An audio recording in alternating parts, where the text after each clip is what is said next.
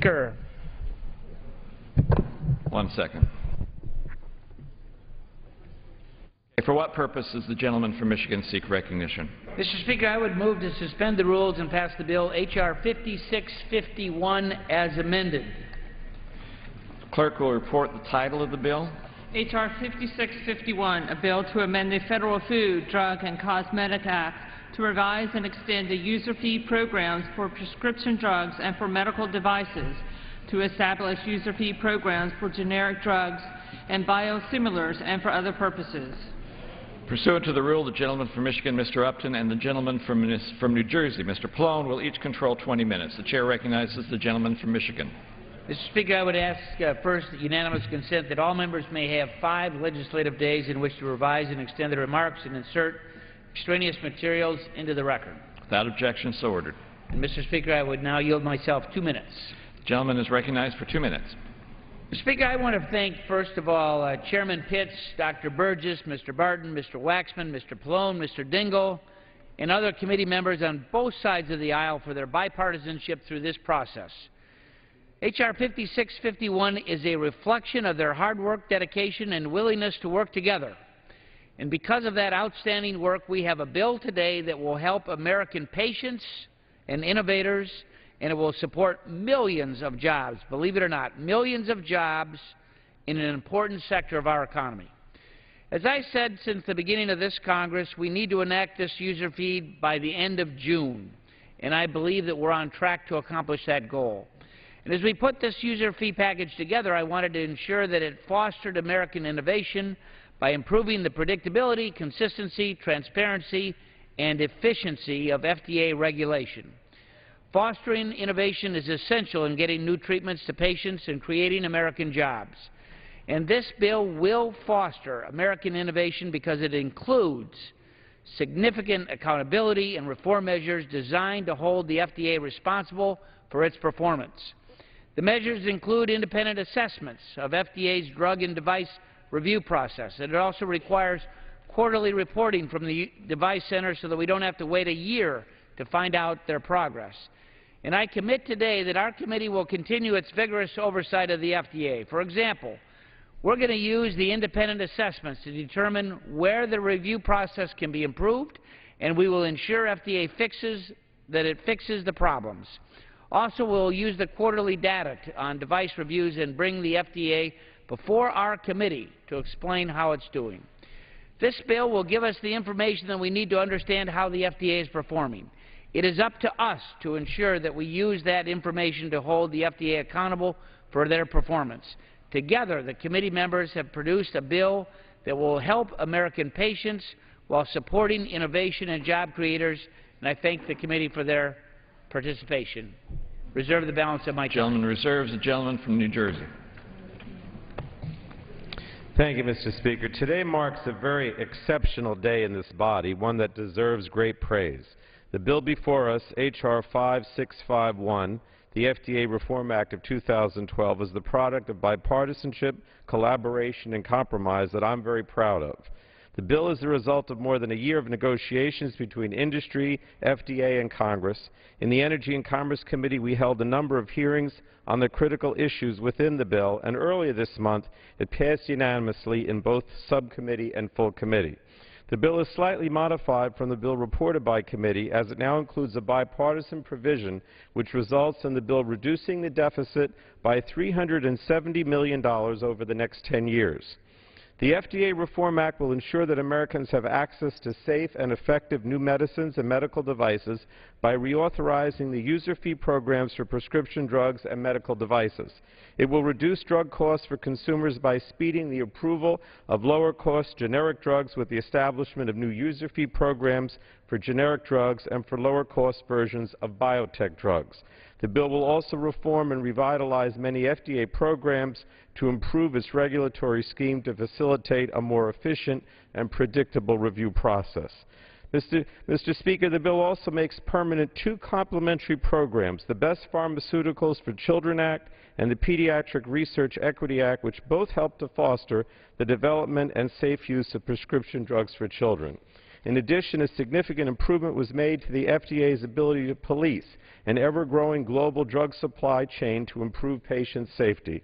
And these provisions will give the FDA critical tools it needs to keep our medicines safer.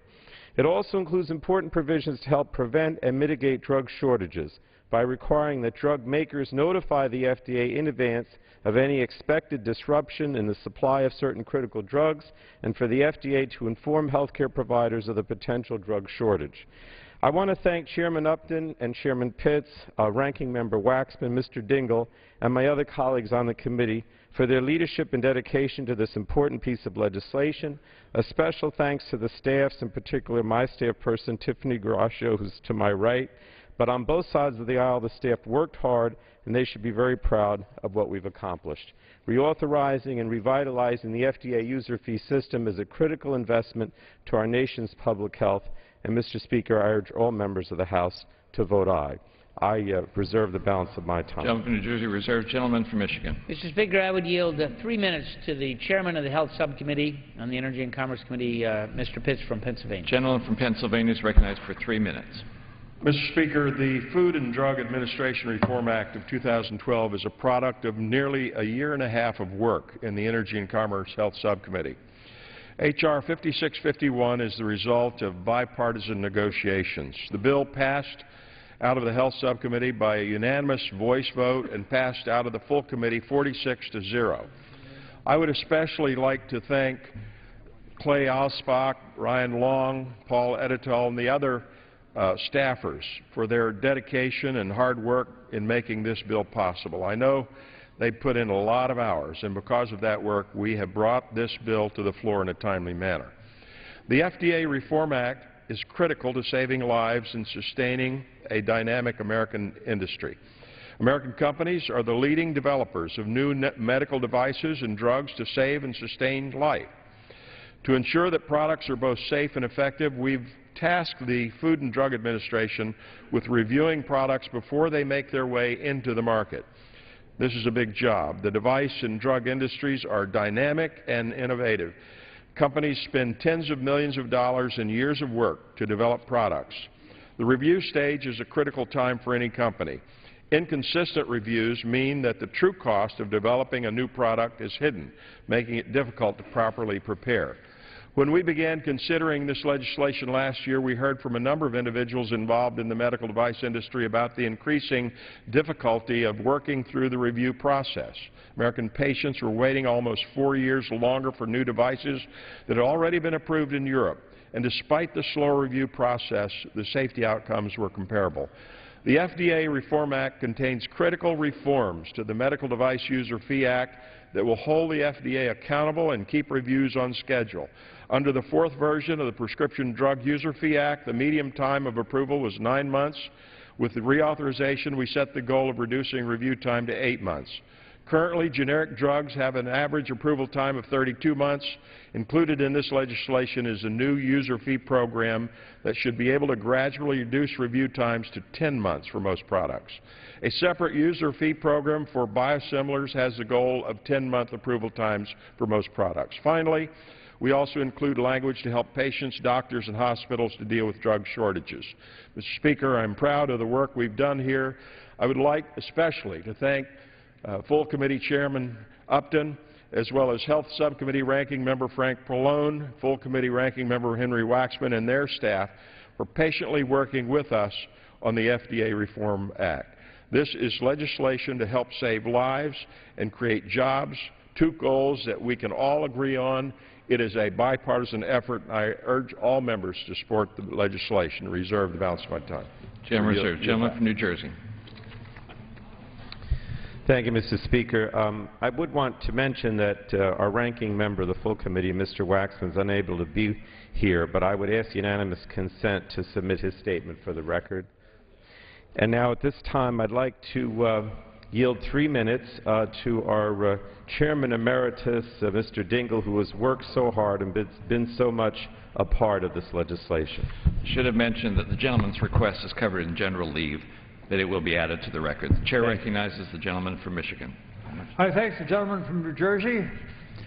Mr. Speaker, I rise in strong support of H.R. 5651. to reauthorize the prescription drug and medical device user fee programs, and to establish new user fee programs for generic drugs and biosimilars, and also to give substantial new authorities to the Food and Drug Administration with the support of the industry to provide broad additional protections to American consumers. H.R. 5651 is an excellent example of the great good that can be done when both parties come together in the spirit of bipartisanship, cooperation, and compromise, and when they work with consumers and the industry to achieve a bill supported by all. This legislation will ensure timely access to safe and effective drugs and medical devices, encourage development of innovative drug treatments for our children, improve the Food and Drug Administration's current authority to deal with drug shortages. More importantly, this legislation will provide FDA with much-needed new authorities to secure the safety of our drug supply and to help prevent another incident like that unfortunate one involving heparin, where over 80 people died from a blood thinner contaminated where it came from in China, and which also sickened over 100 people, of which we know. H.R. 5651's drug supply chain provisions will improve information FDA has about domestic and foreign drug manufacturers, and the first time in history provide FDA with information about importers and enable FDA to control imported pharmaceuticals and devices. It will also allow FDA to detain or to destroy counterfeit or adulterated drugs, prohibit entry of imported drugs that have been delayed or denied inspection by FDA, and to encourage parity in the inspections of domestic and foreign drug establishments. It will permit, for the first time, real inspection of foreign producers, and it will treat all manufacturers alike.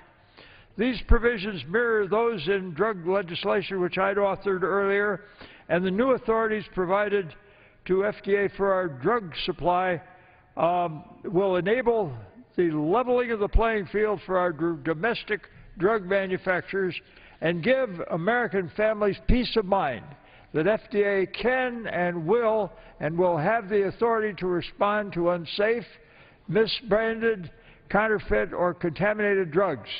I want to thank my colleagues on the committee for the fine way this legislation was worked on, particularly Commerce Committee Chairman Upton, Ranking Members Waxman, Subcommittee on Health Chairman Pitts, and Ranking Member Pallone and their staffs, Clay Alspach, Ryan Long, Rachel Scher, Eric Flam, Aaron Patel, Tiffany Garasco as well.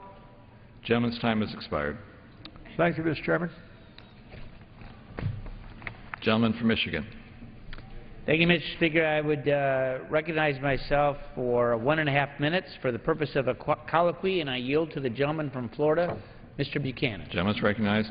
Thank you, Mr. Chairman. I'd like to thank you for working with me to advance my pill mill crackdown legislation and for your commitment to curbing prescription drug abuse.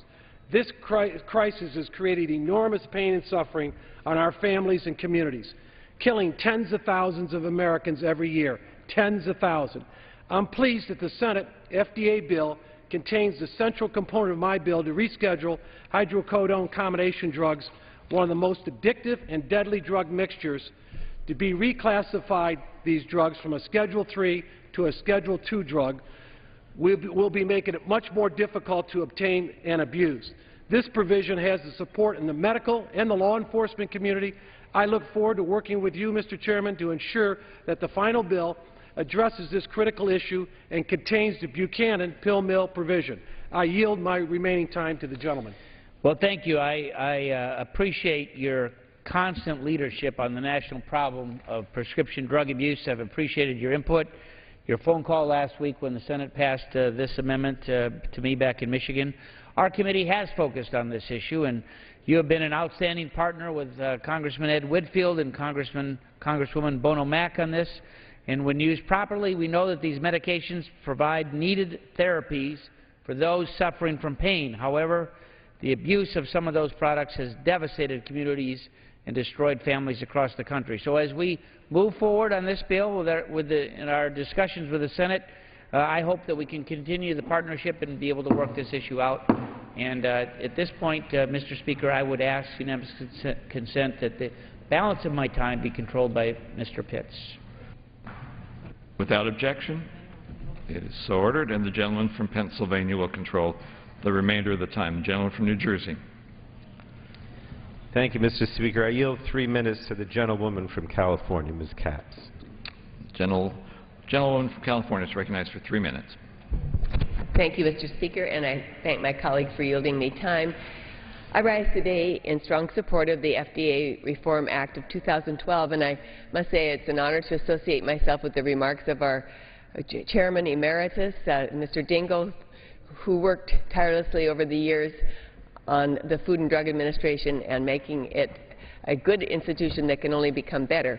This bill represents a spirit of compromise across the aisle and also among the many stakeholders that work toward innovations to improve our health. It demonstrates that at a time when most of the country believes that we in Congress can't work together at all or pass a piece of legislation without a long and bitter fight, we can come together to improve health, to protect the safety of the American people, and at the same time support good jobs and innovation in our health care industry. I'm especially pleased that 2 of my provisions have been included in this legislation. For example, the Safe Devices Act will improve post-market surveillance of medical devices and the implementation of the Unique Device Identifier Program. This is an essential provision to know that our devices work and will allow us to identify potential problems early on, protecting patients and identifying issues when they are easier and less costly to address. Additionally, the bill includes simplification of FDA's de novo process, an important step to helping both medical device manufacturers and patients. I thank Chairman Upton and Pitts, Ranking Members Pallone and Waxman for their leadership on this bill. I would also thank the numerous advocates, the many patients and other stakeholders who came together and contributed to this bill so that it would come to fruition today. Of course, there is more work in front of us that remains to be done, but this bill before us is an important step to ensuring that our drug and device pipelines continue to produce needed cures and treatments to keep us all healthy. And that is why I urge my colleagues to support it, and I yield back the balance of my time. Gentleman from Pennsylvania. Mr. Chairman, at this time I would like to yield 2 minutes to a gentleman who showed great leadership in the development of this legislation, in the negotiations, been a very integral part, the Vice Chair of the Health Subcommittee, Dr. Burgess, for 2 minutes. Gentleman from Texas is recognized for 2 minutes. I thank the gentleman for yielding. This is not a perfect bill, but it's a good bill. It's a solid bill, and it's worthy of the support of everyone on this floor. This bill reauthorizes the FDA's user fee programs for prescription drugs and medical devices, and in fact authorizes 2 new programs for generic devices and what are known as biosimilars. Together, all of these products provide powerful tools to prevent and alleviate human suffering. The Food and Drug Administration must have the infrastructure and the resources to ensure patient safety and to approve new products in a straightforward and predictable fashion. Delayed reviews increase costs, hurt innovation, they cost jobs, and they deny patients potentially life-saving products. These agreements present the tremendous opportunity to ensure that we have a strong and efficient FDA, and the committee responded appropriately and seized that opportunity. This bill will help the FDA build on what's working, address what isn't, and provide resources to meet future goals. With the ranking member on the subcommittee, Mr. Pallone, we crafted new guidelines for how the Food and Drug Administration recruits, approaches, and accesses relative scientific and medical expertise. I'm also pleased that we require the Food and Drug Administration to now notify Congress before issuing guidance regarding the regulation of laboratory-developed tests. We still need to strengthen and improve the oversight of laboratory-developed tests instead of promoting duplicative regulation that delays access to life-saving diagnostics, but it's a good first step. Additionally, the bill takes good steps, first steps, to address critical drug shortages. No physician wants to tell a patient they can't receive the care that they need because the product is unavailable. The process was respectful, hundreds of hours of negotiation. Certainly Chairman Pitts and Ranking Members Waxman and Pallone and Chairman Emeritus Dingell and their staffs. I particularly want to thank Ryan Long and Clay Ausbach for the work they did on the majority staff, my own staff and my personal staff, J.P. Poliskevitz, who put in tremendous hours to get this product to the floor. This vote is about patience. We needed to get it right for them, and I think we've come awfully close to getting it right. Mr. Speaker, I'll yield back the balance of my time. Gentleman from New Jersey. Thank you, Mr. Speaker. I wanted to make a special thanks to another staff person for the committee, Rachel Scher, who's on my right here as well. Thank you, Rachel. And now I'd like to yield 3 minutes to the gentleman from Massachusetts, Mr. Markey. Gentleman from Massachusetts is recognized for 3 minutes. I thank Chairman Upton and Chairman Pitts, and I thank Ranking Member Pallone and Ranking Member Waxman for their work in bringing to the floor a bipartisan bill that provides FDA additional resources to bring new drugs and medical devices to market. But today's bill is also a huge missed opportunity, and it would be a disservice to patient safety to ignore the bill's major shortfall. Many Americans would be surprised to learn that 90% of medical devices are not required to undergo clinical testing in human beings prior to being sold. Under current law, the FDA is required to clear certain medical devices as long as they demonstrate their similarity to an earlier product, even if the new device is modeled after a similar defective device that caused serious injury or even death. Today's bill offered an important opportunity to address this device safety loophole, but it doesn't. The loophole remains in place, and patients are still and will remain at grave risk. 4 years ago, Jay Nevarez, a 50-year-old mother of 3, was a healthy truck driver who earned a decent living, played in a band, and paid her bills on time. Then her doctor implanted a bladder mesh, a device that traces its origin back to a previous product that was recalled for causing serious injury and, in some cases, death. Jay now lives in constant pain. She was forced to quit her job. She can't walk without a cane. She lost her insurance and faces a growing mountain of medical debt. The bank recently began foreclosure proceedings on her home, where she lives with her 79-year-old mother. Jay isn't the first to be harmed by this loophole. If we fail to fix it, she won't be the last. There will be tens of thousands of others that fall into this loophole who will suffer serious injury. I introduced the Sound Devices Act, providing FDA the ability to protect the public from these unsafe devices, but this was not included in the bill. The bill we are voting on today is critically important, however. It includes the Expert Act, a bill that I authored to improve communication between FDA and experts in rare diseases, and it includes bipartisan provisions that I'm proud to have worked with other members to promote, especially in the pediatric device development. But this bill must not be the last word on medical device safety. I hope that my colleagues will join me to close this loophole so that we can keep the American public safe from harmful medical practices. I yield back the balance of my time. Gentleman from Pennsylvania. Mr. Speaker, at this time I'm happy to yield to the subcommittee chairman and I. Gentleman from Florida, Mr. Stearns, 1.5 minutes. Gentleman from Florida is recognized for 1.5 minutes. Thank you, Mr. Speaker. The authorization of the FDA user fees will simply provide stability at FDA's new product review as companies submit new and innovative devices and drugs for their approval.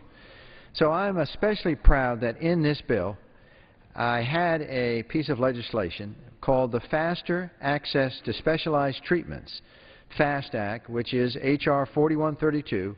It was included in the FDA Reform Act. And this act modernizes the FDA accelerated approval pathways to reflect the 20 years of science developed since accelerated approval was first established in 1992. So think of that. Now, since 1992, with this bill that I included in our FDA bill, it will accelerate approval through the FDA. It will simply allow new drugs to get to market faster for people that are suffering from rare diseases. There are 30 million Americans suffering from one of over 7,000 rare diseases, but only 250 currently have any treatment. This act will save lives. I'd like to enter, Mr. Speaker, this letter of support for FAST signed by over 150 rare disease groups into the record. Without objection. I'm also glad that the FDA Reform Act includes the Expanding and Promoting Expertise and Review of Rare Treatments Act, Expert Act, H.R. 4156. This will help FDA consult with medical experts when evaluating drugs dealing with rare disease such as cystic fibrosis.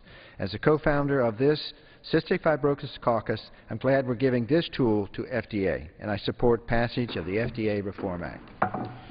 Gentleman from New Jersey. Thank you, Mr. Speaker. I would yield 3 minutes now to the gentleman from North Carolina, Mr. Butterfield. Gentleman from North Carolina is recognized for 3 minutes. Thank the gentleman for yielding and thank him for his leadership on our committee. Mr. Speaker, I rise today in support of H.R. 5651, the Food and Drug Administration Reform Act, and want to simply highlight Section 865, the Rare Pediatric Disease Priority Review Voucher Incentive Program. I am so pleased this section was included in the base text of the bill. I want to thank my colleagues on the committee and my good friend Congressman Mike McCall of Texas for joining with me to see to its inclusion. Actually, we joined together in seeing to its inclusion. Also, let me give a strong thank you to Nancy Goodman with Kids vs. Cancer, who was a strong advocate on this issue. The program will incentivize pharmaceutical companies to develop new drugs for children with rare pediatric diseases, such as childhood cancers and sickle cell disease, by expanding the cost-neutral priority review voucher program. Expanding the voucher program will allow pharmaceutical companies to expedite FDA review of more profitable drugs in return for developing treatments for rare pediatric disease. Since 1980, the FDA has approved only one new drug for treatment of childhood cancer, while having approved 50 new cancer-fighting drugs for adults. Children living with life-threatening conditions need access to newly developed drugs that can treat these rare diseases. Whether a disease is rare or common, the need for effective care and potential cures is the same. Therefore, I strongly urge its inclusion in the final bill that will go to the President for his signature. Mr. Speaker, on a slightly different note, I would also like to discuss another issue of equal importance. My colleagues and I have worked closely with the Pharmaceutical Distribution Security Alliance to craft a consensus proposal that has the support of manufacturers and distributors, wholesalers, and both the community and chain pharmacists in dealing with traceability of prescription medication. The proposal, known as RX-Tech, would establish a national standard to address the serious issue of drug traceability and pedigree.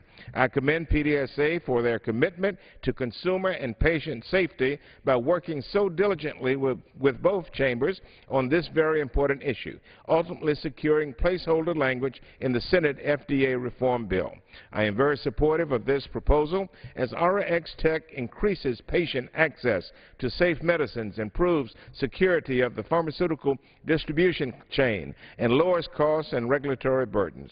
Given the seriousness of this issue, and to avoid additional injuries and potential deaths from counterfeit drugs, I urge the FDA and all parties involved in these talks to find common ground so that we can include final supply chain integrity language into the final draft.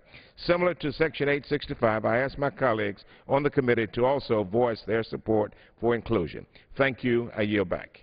Gentleman from Pennsylvania. Mr. Speaker, at this time I'm pleased to yield 2 minutes to the gentleman from Pennsylvania from the Health Subcommittee, really the author of the sections on generic drug user fee and biosimilars in the bill. Dr. Murphy. 2 minutes. 2 minutes. I thank the chairman and also, Mr. Speaker, thank you. This year, A typical senior will spend 15% of their household income on health care, including $620 plus on prescriptions. But that sum would be much higher if there were no FDA-approved generic pharmaceuticals. Without generic, that same senior might pay $1,000 for medicine. And Medicare would spend some $67 billion more dollars. We must always assure that any medication, brand name or generic, is of the highest quality. But currently, the Food and Drug Administration cannot assure that medicines coming in from overseas factories, such as those from China, are pure. This bill includes my legislation, the Generic Drug and Biosimilar User Fee Act, to authorize for the first time an FDA program that will expedite approval of generics and clear a backlog of over 2,800 generic applications.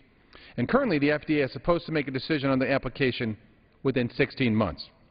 But the agency is taking twice that time because it lacks resources for conducting reviews and inspecting factories. U.S. factories are inspected perhaps once every 2 years and more often if the FDA decides. Foreign factories, perhaps 7 to 9 years. And that means millions of dosages of drugs come in from overseas without any inspection. And recall what happened when heparin ended up killing perhaps 100 to 200 people and other complications for many people. And 90% of pharmaceutical ingredients are made in foreign factories, but we cannot remain dependent from other countries that are below U.S. standards. People of all ages deserve peace of mind, and we all want to have the highest trust for all medicines, either brand name or generic.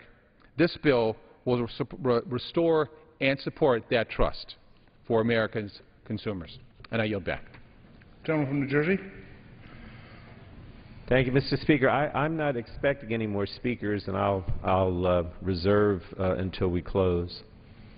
Gentleman from Pennsylvania. Mr. Speaker, at this time I would like to yield 2 minutes to the gentleman from Georgia, another valued member of the Health Subcommittee, the author of the GAIN Act, the section dealing with antibiotics, valued participant in all these negotiations. 2 minutes, Dr. Gentleman's recognized for 2 minutes. Mr. Speaker, thank you, and I thank Subcommittee Chairman Pitts, Chairman Upton, Ranking Subcommittee Member Pallone, Ranking Member. The bill that we're passing today in the House of Representatives, 5651, is an opportunity to come to the well in support of something we've done in a bipartisan way, and I really relish that fairly rare opportunity. But, Mr. Speaker, once again, we are showing the American people that we can. When we have a need and good ideas, and months went into working on this bill, staffs on both sides. So I commend them all, and of course, Ranking Member Waxman as well. So let me just say this. Other members have talked about the many aspects of the bill, talking about the user fee aspect of prescription drugs, generic drugs, biosimilars, the drug safety chain aspect, addressing this problem of shortage of drugs. Emeritus Member Dingell is a big part of that aspect of the bill. Let me just say one thing about something that I had a lot of input into and I'm very proud of, and that is a specific drug, antibiotics, where we have a tremendous shortage of.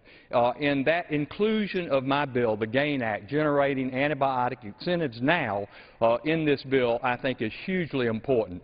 We have a lack of antibiotics in this country. We need to incentivize manufacturers to come forward with new and better antibiotics. Mr. Speaker, I want to just mention very briefly, anecdotally, in my district, the 11th of Georgia, northwest Georgia, a young college student fell recently in a stream, the Little Tallapoosa River, deeply gashed her leg, and bacteria got in that leg what normally 99 times out of 100, Mr. Speaker, would cause no problems whatsoever. In this instance, I guess maybe because of the depth of the wound and the amount of trauma to the tissue, it resulted in something called necrotizing fasciitis. This young student, 24 years old, has been struggling for months in an Augusta hospital to recover from these injuries. She's on the way to recovery, thank God, but not without significant long-term disabilities. So that's why things like the GAIN aspect of the bill is so important, so that we can get new and better antibiotics to the market. I support this bill tremendously in a bipartisan way. Thank you all, and thank you for the time, and I yield back. Gentleman from Pennsylvania. Mr. Speaker, at this time I yield 2 minutes. Gentleman from Ohio, Mr. LaTourette. Gentleman from Ohio is recognized for 2 minutes. Thank you, gentlemen, very much for yielding. Good evening, Mr. Speaker. It's nice to see you. Mr. Speaker, I commend the Energy and Commerce Committee for producing a good piece of legislation.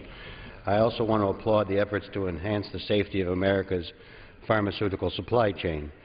While we're fortunate in America to not yet have a widespread problem, counterfeit drugs pose a serious health risk to all consumers.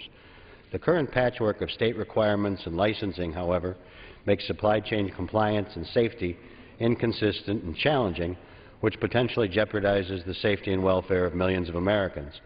Unless a uniform federal policy covering all pharmaceutical supply chain stakeholders is enacted, the U.S. will fail to provide the visibility and leverage technology that will provide a superior, cost-effective consumer protection.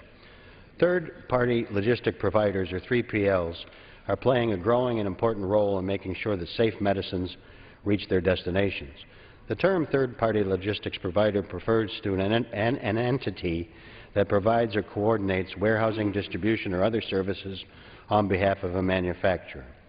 Currently, federal law does not recognize the role of a 3PL. Only one state today offers a license for 3PLs. Other states require a 3PL to apply for a wholesale distributor license, even though 3PLs don't buy or sell drugs. The varying patchwork of inconsistent state requirements does not provide for the optimum law enforcement, and there's an added cost without a safety benefit. 3PLs need to be defined in federal legislation and properly licensed. Including a 3PL definition in federal language is a strong first step towards the development of uniform federal standards and 3PL licenses. I want to thank my colleagues on the Energy and Commerce Committee in advance for a successful and constructive conference process, and I am confident that we can enhance the supply chain safety in a reasonable and cost-effective manner, and I yield back my time. Gentleman from Pennsylvania. I'm prepared to close, so Gentleman from New Jersey. I'll reserve. Thank you, Mr. Speaker. I just want to say in closing that I think it's a great example with this bill of what we can do not only in the Energy and Commerce Committee but in general in this House on a bipartisan basis when everyone works together for a common goal. This is actually a very important piece of legislation. It's important for the pharmaceutical industry. It's important in terms of job creation. It's important in terms of innovation and also bringing low-cost drugs to the American people. And without the type of bipartisan cooperation we had, we would not have been able to get here with this time schedule, which is truly amazing. So I want to thank everyone, and I would like to say that I hope that we can do similar good work in the remainder of this Congress, and I would urge my colleagues to vote aye. I yield back. Gentleman from Pennsylvania. Mr. Speaker, in conclusion, I want to again commend leadership on both sides of the aisle, Ranking Member Emeritus Mr. Dingell and Ranking Member Mr. Pallone and Mr. Waxman and Chairman Upton and staff of both sides. They have done a terrific job, spent countless hours, and I especially want to mention Clay Osbach and Ryan Long on our side and our personal staff.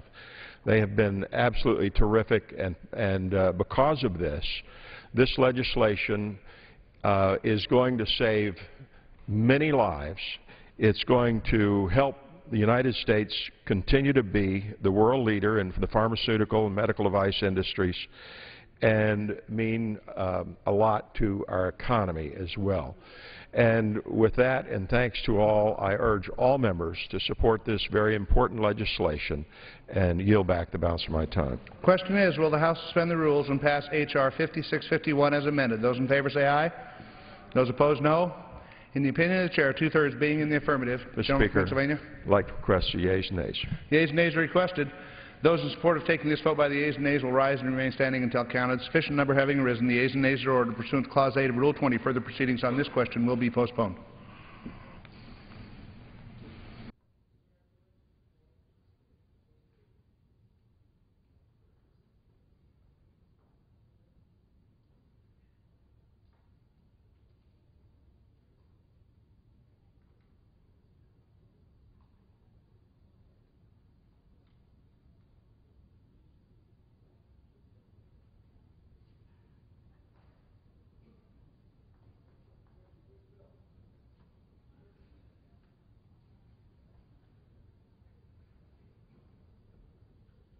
For what purpose does the gentleman from Louisiana seek recognition? Mr. Speaker, I move to suspend the rules and pass H.R. 3310 as amended. Clerk will report the title of the bill. H.R. 3310, a bill to amend the Communications Act of 1934 to consolidate the reporting obligations of the Federal Communications Commission in order to improve congressional oversight and reduce reporting burdens. Pursuant to the rule, the gentleman from Louisiana, Mr. Scalise, and the gentlewoman from California, Mrs. Matsui, each will control 20 minutes. The chair recognizes the gentleman from Louisiana. Mr. Chairman, I ask unanimous consent that all members may have 5 legislative days in which to revise and extend their remarks and insert extraneous materials into the record. Without objection. And, Mr. Speaker, I would yield myself as much time as I may consume. Gentleman's recognized. Mr. Speaker, we're bringing forward H.R. 3310, the FCC Consolidated Reporting Act. And if you look throughout the many different requirements that the FCC has and the number of reports, this is just a small stack of the reports that FCC has been required to bring to Congress just in the last 2 years. Many of these reports not only place tremendous burden on the industry groups that have to provide this data, but in many times because of the way that they're structured, by the time the report's issued, the data is outdated and really doesn't look at any broad spectrum issues. They're mostly specific to an industry and a specific area of an industry instead of looking at the entire marketplace. And so what we're doing with the FCC Consolidated Reporting Act is actually bringing forward a measure that reduces the size of government, that actually reins in the heavy hand of government and takes 8 different annual reports and consolidates them into one consolidated biannual report. And so you're taking 8 reports that in many cases are outdated by the time they're released, and in some cases the FCC, even though they're required to produce this data annually, because the reports are so burdensome on industry and on the FCC, that they're not even able to produce these reports annually. In many cases, we've had reports that are due annually that haven't been submitted to us since 2009. And so we're actually making a much more common sense approach to this reporting system. In addition to that, we're actually repealing some of the requirements that are still on the books, laws that Congress has passed over the last few decades that are not even required anymore by FCC or other agencies, yet are still on the law books, and so we're cleaning up a lot of those.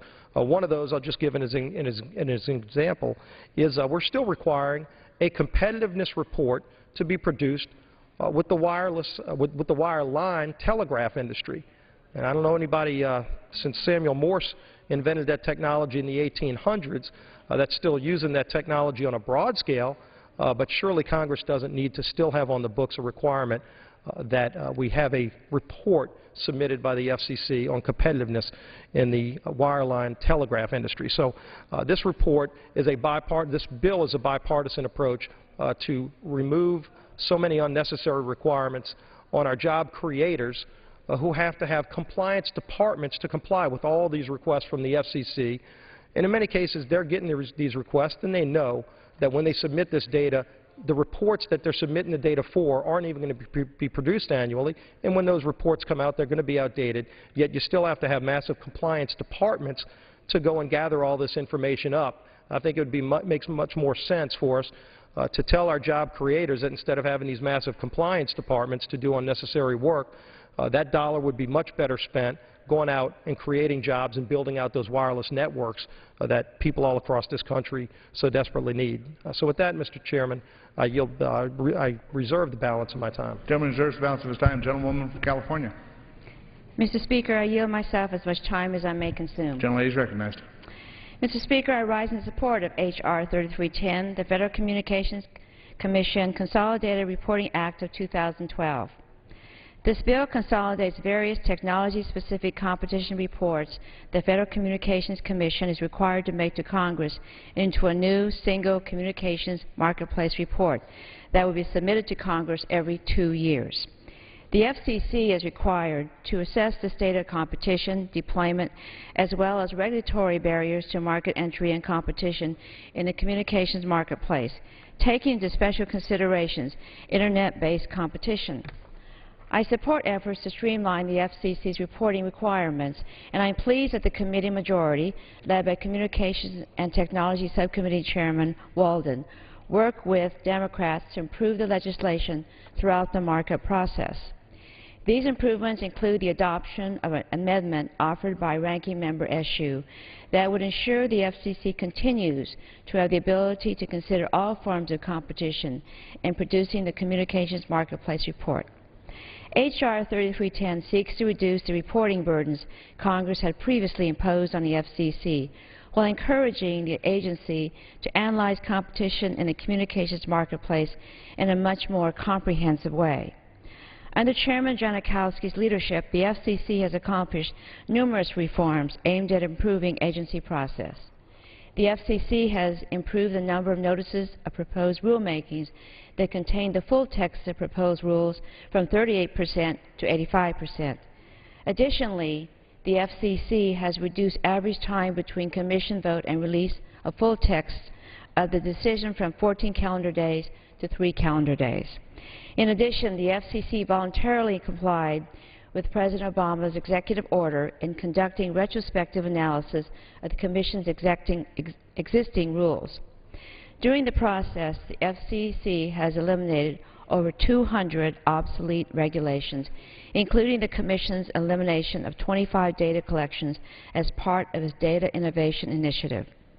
Looking ahead, the FCC has a major task in implementing the public safety and spectrum provisions of the Middle Class Tax Relief and Job Creation Act. Specifically, the Commission will be undertaking arguably the most complex spectrum auction in history through an incentive auction of the broadcast spectrum. Congress must work closely with the FCC to ensure the auction's success. As co-chair of the Bipartisan Federal Spectrum Working Group, I'm hopeful that we'll have the opportunity to work closely with the FCC and the NTIA and other relevant agencies in identifying underutilized federal and commercial spectrum for repurposing. Mr. Chairman, Mr. Speaker, our nation continues to face a spectrum crunch, particularly as more and more Americans opt for advanced technology and mobile devices and applications. We must ensure that we meet future demand. Finally, I want to applaud the FCC's recent efforts ensuring that all Americans have access to the communications tools they need to be competitive in the 21st century economy. Today, 1/3 of Americans have not adopted broadband, and these numbers are particularly high among lower-income Americans, seniors, rural Americans, residents of tribal lands, and people with disabilities. The Commission recently approved responsible reforms to parts of the Universal Service Fund, including the creation of pilot programs to promote broadband adoption. These pilot projects will help make broadband more affordable for lower-income Americans and address other challenges to broadband adoption, including digital literacy and the cost of devices. I commend the FCC for these efforts and look forward to working with the Commission when these pilot projects are announced. Thank you, Mr. Speaker, and I reserve the balance of my time. Gentleman from Louisiana. Thank you, Mr. Speaker. I'd first like to ask unanimous consent to enter into the record the statement from the Chairman of the House Energy and Commerce Committee, Mr. Upton from Michigan. Without objection.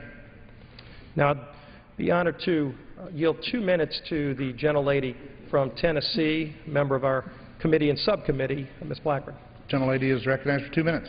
Thank you, Mr. Speaker. I thank the gentleman, and I do rise to support the Federal Communications Commission Consolidated Reporting Act. It's a common-sense piece of legislation, much like Mr. Walden's process reform bill for the FCC that was passed in this House in March on a bipartisan vote.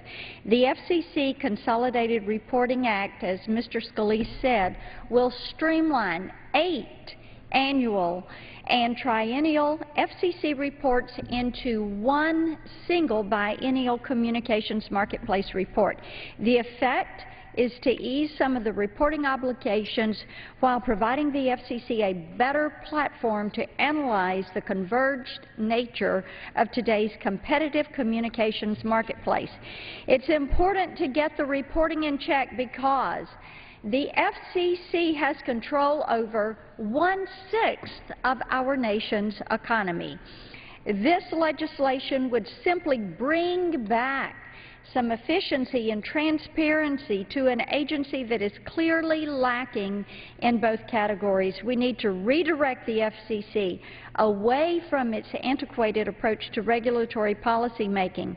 A streamlined and consolidated reporting system that better reflects today's competitive marketplace is necessary to help in this process, especially for those who understand that we need wholesale change and deregulation at the nation's leading communications governing agency.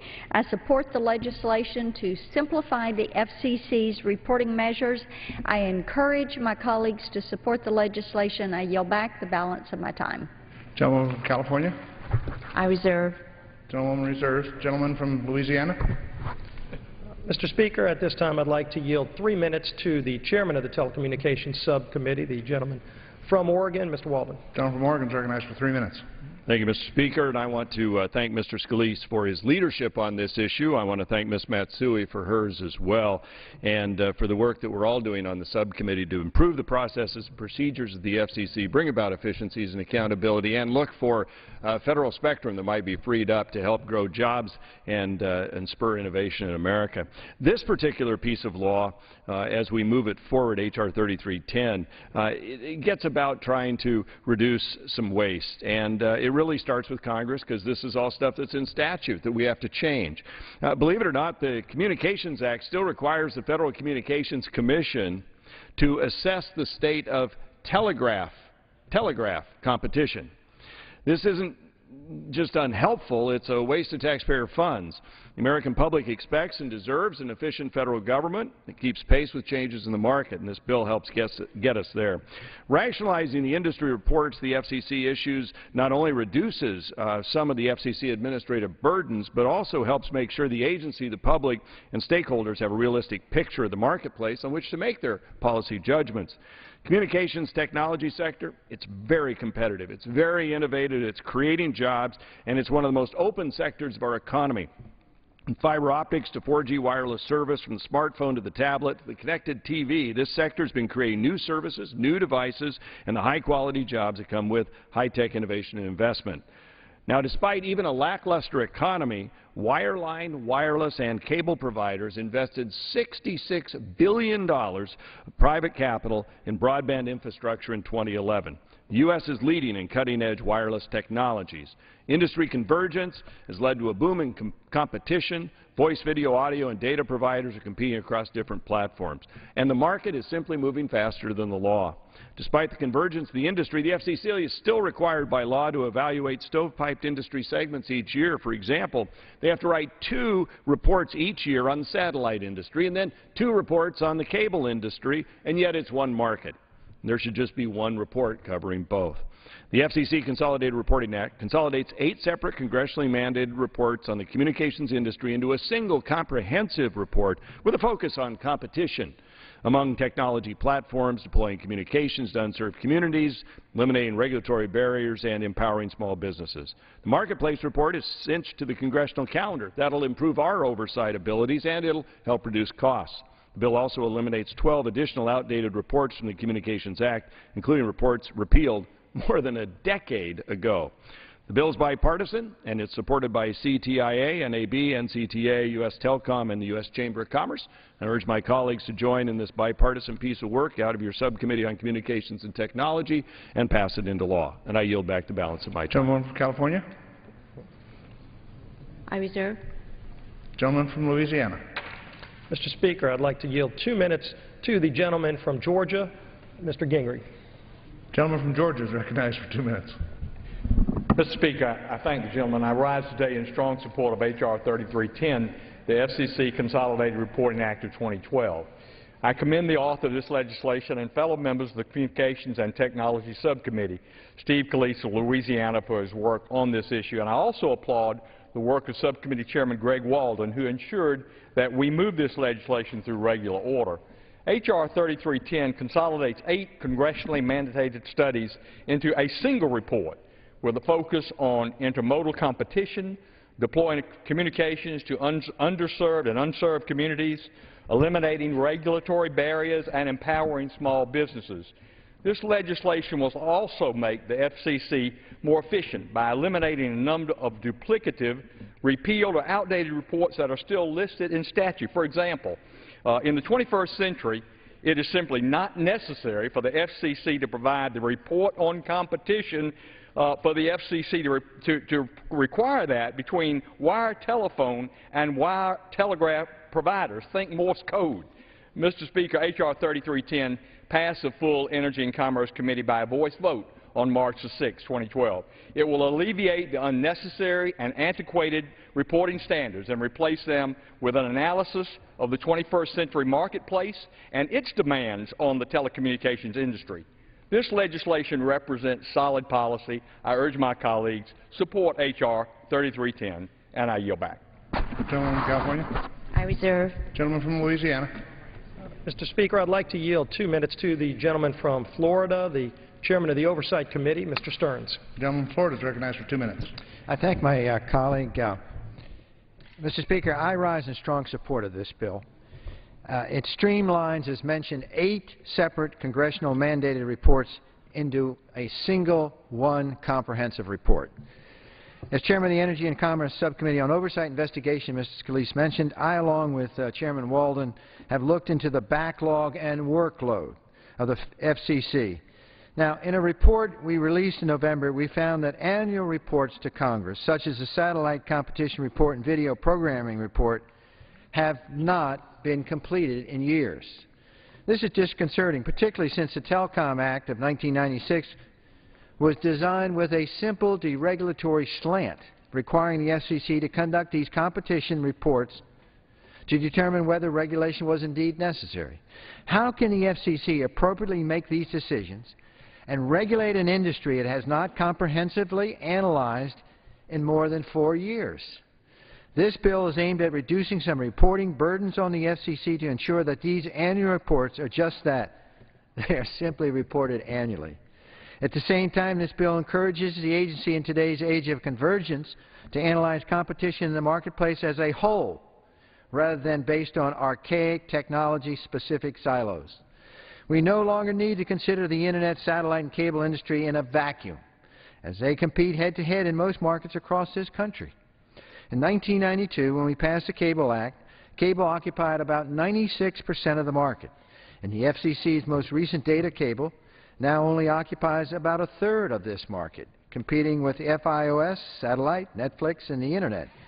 A report that looks at the marketplace as a whole will inform both the FCC and Congress more sufficiently, and it's a long time in due. Therefore, I hope my colleagues will yield in supporting and join me in this important legislation, and I appreciate its authors. Thank you. Gentleman from California. Mr. Speaker, I'd like to inquire the gentleman if he has any further speakers. If not, I can close. I'm prepared to close. Okay. Gentleman from California. Mr. Chairman and Mr. Speaker, H.R. 3310 is a step forward to further ensuring transparency by requiring consolidation of various telecommunication reports by the FCC. As broadband continues to be a critical role in our economy, it is important that we fully understand any and all barriers to Internet services while continuing to allow the Internet economy to grow and innovate. Again, I want to thank my colleagues on the Energy and Commerce Committee for working in a bipartisan manner on this bill. I urge my colleagues to support this legislation, and I yield back the balance of my time. Gentleman from Louisiana. Thank you, Mr. Speaker, and I want to thank the gentlelady from California for the bipartisan work that she's done on this legislation. Especially, I want to thank Chairman Upton and Chairman Walden for allowing us to bring this bipartisan legislation forward. That takes a common-sense approach to so many reports and requirements that are placed on industry and the FCC, frankly, that require a whole lot of work to produce reports that are outdated before they're even filed. The job of government and regulators should not be just to make companies go and do busy work, to file reports just for the sake of building up reams and reams of papers that nobody can read and nobody can really do anything with because the data is not useful. And so what we're doing with this legislation is taking 8 reports that all look at very specific sector areas, but don't really tell a picture of what's happening in the industry.